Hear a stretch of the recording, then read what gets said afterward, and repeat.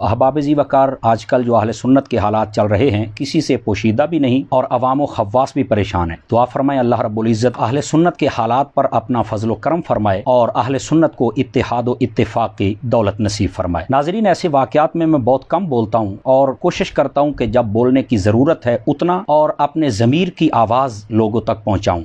کسی کو اچھا لگے برا لگے یہ ان کا اپنا مائنڈ سیٹ ہوتا ہے۔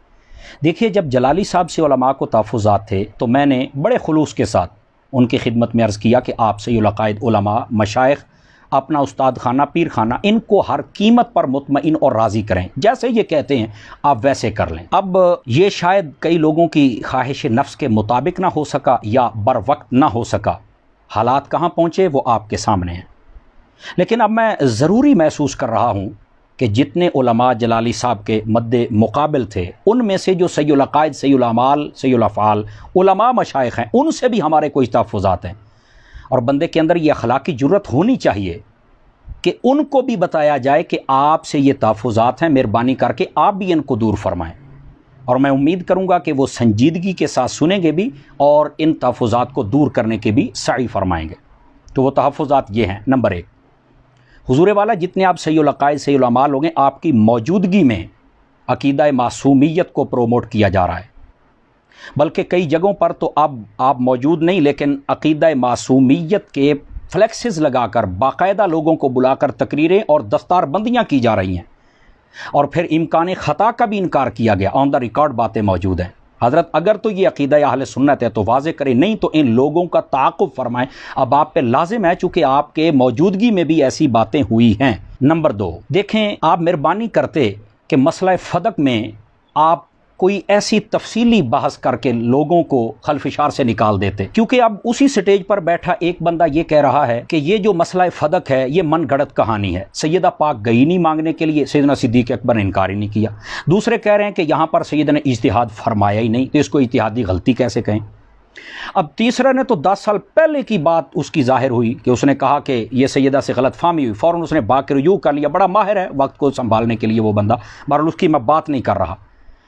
تو اگر آپ کوئی قول مختار پیش کر دیتے اور اس قوم کو خلفشار سے نکال دیتے تو کتنا ہی اچھا ہوتا۔ اگر ایسا نہیں کر سکے تو پھر یہ 30 دن کا ٹورنامنٹ کھیلنے کا کیا مطلب تھا؟ ناراض نہ ہونا، ٹورنامنٹ نہ کہوں تو کیا کہوں، کبھی یہاں کبھی وہاں کبھی یہاں کبھی وہاں، اور جب فائنل آیا تو اس میں گویا کہ میچ فکس تھا کہ یہاں فتوی لگانا ہے اور گالم گلوچی کرنا ہے، وہ ہو گیا اور بات ختم ہو گئی، قوم تو وہیں کی وہیں کھڑی ہوئی ہے۔ تو اس لیے آپ پر لازم ہے کہ آپ کوئی قول مختار پیش کر کے یا پھر اس مسئلے کی جو حقیقت ہے وہ قوم پر آشکار کریں۔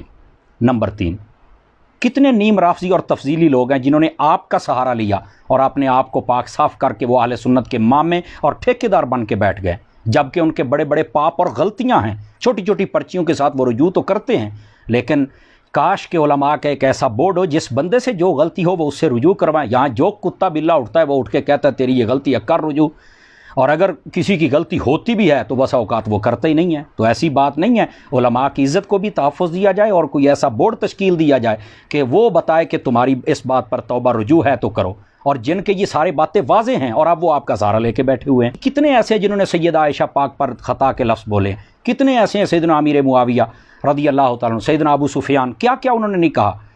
کیا تقریزیں کتابوں پر لکھنے والے موجود نہیں ہیں؟ ان کا تعاقب کون کرے گا؟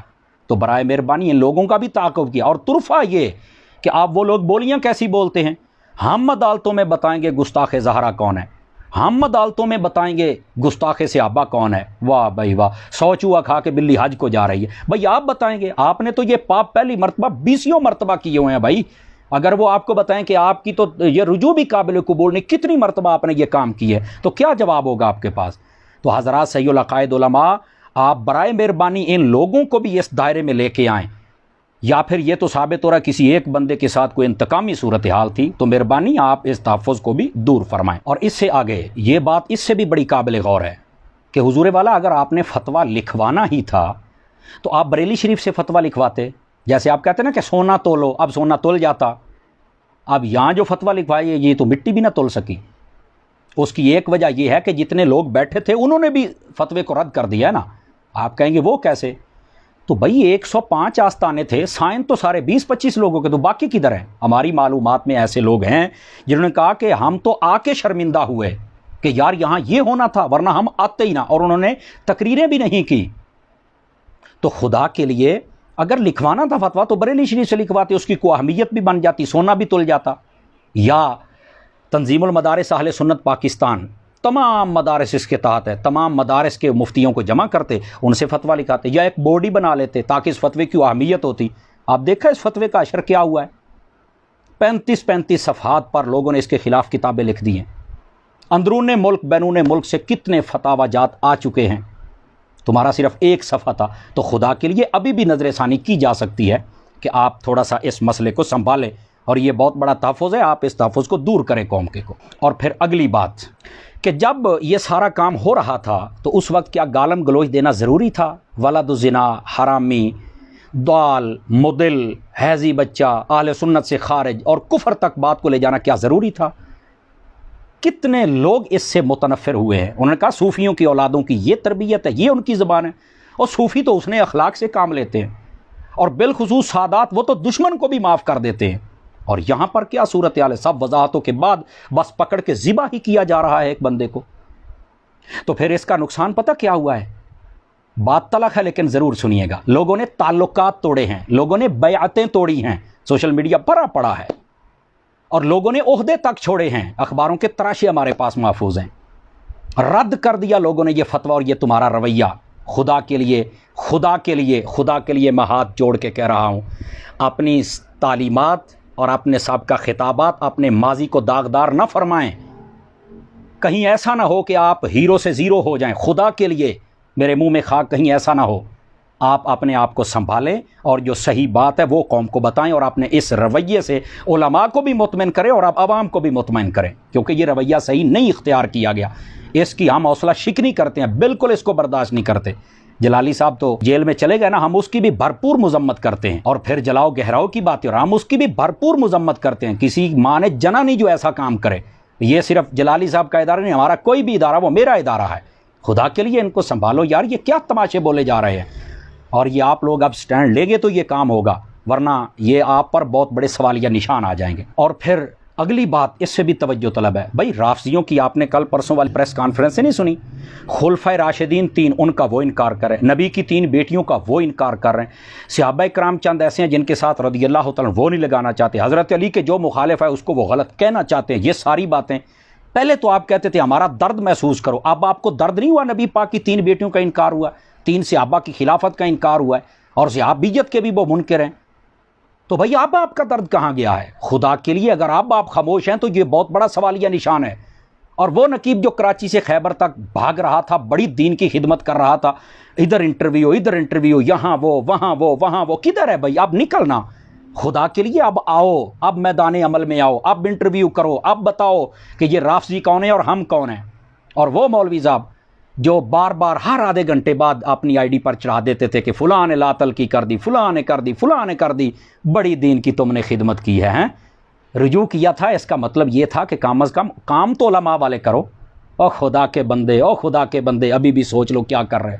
لیکن اب بولو نا، اب نکلو نا باہر، اب چھوٹی موٹی پوسٹوں سے کام نہیں ہوگا، اب بھی جا کے وزیروں سے ملو، اب بھی پارلیمنٹ کے اندر قراردادیں پیش کرواؤ، اب اے سیوں سے اٹھو، خواب غفلت سے اٹھو، خواب خرگوش کے مزے لینا چھوڑو، خدا کے لیے باہر نکلو، عملی دنیا میں آؤ اور ان رافضیوں کو جواب دو، ورنہ یہ بہت بڑا سوالیہ نشان ہے آپ پر۔